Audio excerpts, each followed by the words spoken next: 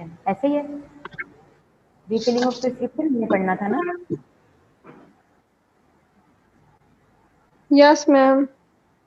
अच्छा, refilling of prescription से मुराद ये है कि अगर आपने प्रिस्क्रिप्शन, सपोज आपने डॉक्टर को चेकअप करवाया है 11 मार्च को, ठीक है, लास्ट मंथ की हम बात करते हैं, 11 मार्च को, और वो 1 वीक की मेडिसिन देता है, ठीक है, और उसके बाद वो या तो वो आपसे कहेगा कि आप दोबारा चेकअप के लिए आइएगा, या वो कह देंगे कि आपने ये मेडिसिन कंटिन्यूसली 3 वीक्स के लिए इस्तेमाल करनी है, ठीक है। अब अगर एक दफा प्रिस्क्रिप्शन को दिखाया और उसने आपको 1 वीक की मेडिसिन दे दी, उसके बाद दोबारा जब आप उसको प्रिस्क्रिप्शन दिखाओगे और अगर उस पर रीफिल स्टेटस मेंशन होगा, तो तभी आपको वो मेडिसिन उस प्रिस्क्रिप्शन के बिहाफ पर नेक्स्ट वीक के लिए डिस्पेंस कर दी जाएगी, ठीक है। तो स्टेटस ये होता है कि प्रिस्क्रिप्शन के ऊपर एक स्टेटस मेंशन कर दिया जाता है। उस स्टेटस का मकसद ये होता है कि आइदर आप इस प्रिस्क्रिप्शन को दोबारा रीन्यू करा सकते हो, इसके बिहाफ पर मेडिसिन दोबारा से ले सकते हो, या नहीं ले सकते, ठीक है। तो जो रिफिलिंग है इसकी 2 कैटेगरीज होती हैं। अगर आपको याद हो तो हमने पढ़ा था, जो है ओटीसी मेडिसिन, उनके लिए तो आपको प्रिस्क्रिप्शन की ज़रूरत ही नहीं पड़ती, लेकिन जो प्रिस्क्रिप्शन ओनली मेडिसिन होती हैं उनके लिए प्रिस्क्रिप्शन मस्ट होती है, और उनके लिए ही हमेशा रिफिल स्टेटस मेंशन किया जाता है।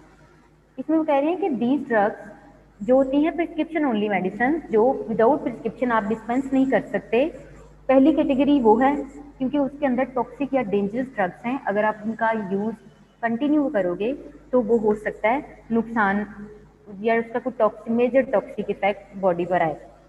दो ड्रग्स, अब करें 2 कैटेगरीज हैं रिफिलिंग की भी। पहली ड्रग्स वो हैं which are potentially toxic and dangerous causes harmful effects which can be dispense without a prescription, उनको प्रिस्क्रिप्शन के बगैर आप डिस्पेंस नहीं कर सकते।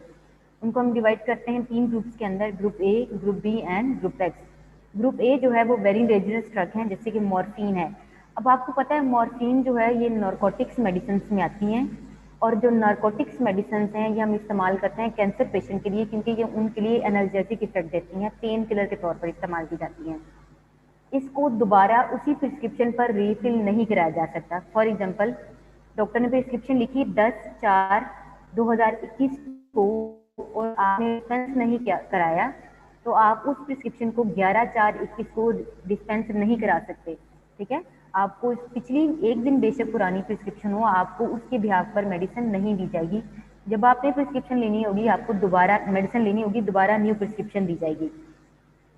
ग्रुप बी है, these drugs are dispense with a prescription which can be refilled.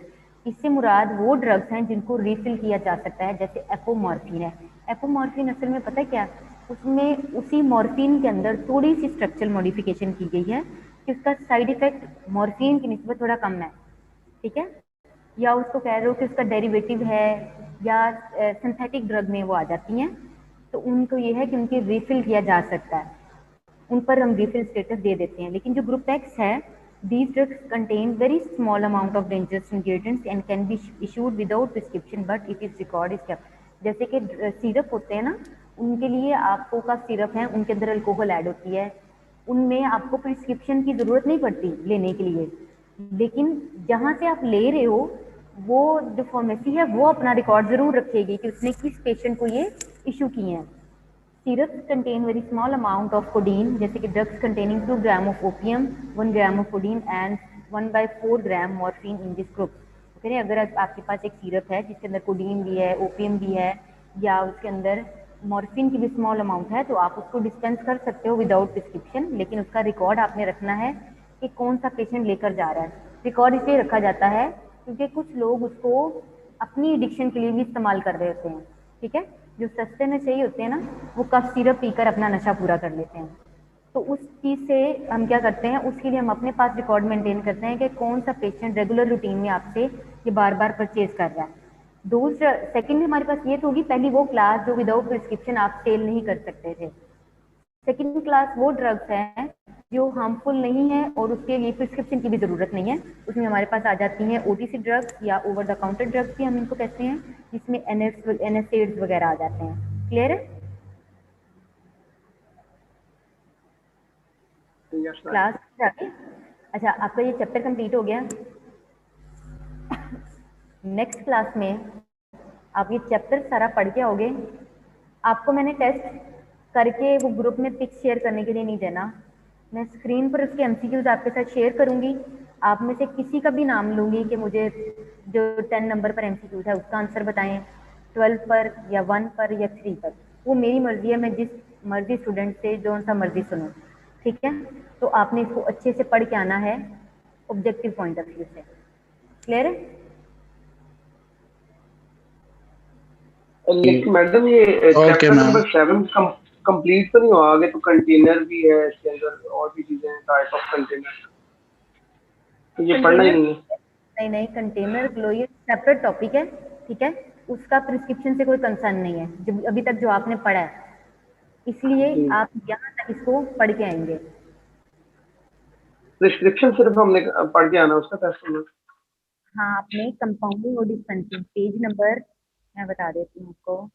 73 से लेके है ये यहाँ तक टोटल टॉपिक है 78, 5 पेजेस है। 73 से लेकर 78 पेजेस तक, ठीक है। बिल्कुल मैडम जी। 5 पेज अच्छे से पढ़ के आने हैं, क्योंकि आपको पता है इसमें ठीक छोटा है छोटा मैडम। बहुत ऑब्जेक्टिव की चीजें बनेंगी। तो टेस्ट आपके साथ मैं शेयर करूंगी स्क्रीन पर ही, और आप मुझे सुन, ठीक है। ठीक है मैडम। स्क्रीन शॉट ले लेती हूँ।